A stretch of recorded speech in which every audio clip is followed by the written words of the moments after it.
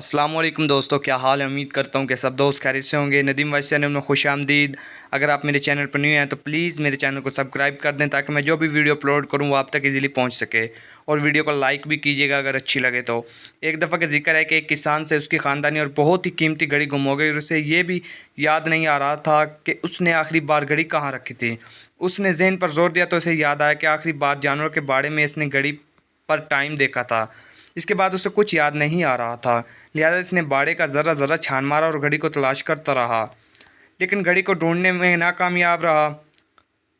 थक हार कर घर से बाहर निकला तो देखा कि कुछ बच्चे खेल कूद में लगे हुए हैं। उसने बच्चों से दरख्वास्त की कि वो घड़ी तलाश करने में उसकी मदद करें। अगर वो घड़ी ढूंढ लेते हैं तो वो इनको इनाम देगा। ये सुनकर सब बच्चे उसके साथ घड़ी ढूंढने में लग गए।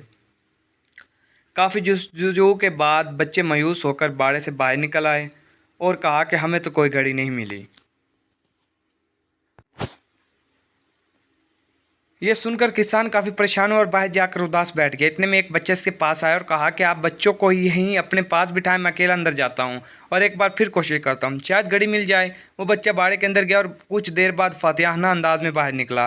किसान ने देखा कि उसके हाथ में घड़ी मौजूद है। किसान ने उससे पूछा कि तुमने कैसे घड़ी तलाश कर ली जबकि हम सब नाकाम हुए। बच्चे ने जवाब दिया, मैंने ज़्यादा मेहनत नहीं की, सिर्फ जाकर खामोशी से ज़मीन पर बैठ गया और अपने जहन पर घड़ी की टिक टिक की तरफ मरकूज़ किया और इसकी टिक टिक पर तवज्जो मरकूज़ रखने की वजह से घड़ी की टिक टिक सुनने में कामयाब हुआ और इस सदा की तरफ बढ़ा और घड़ी को ढूंढ निकाला।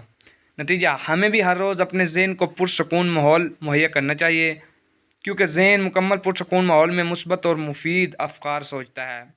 चैनल सब्सक्राइब ज़रूर।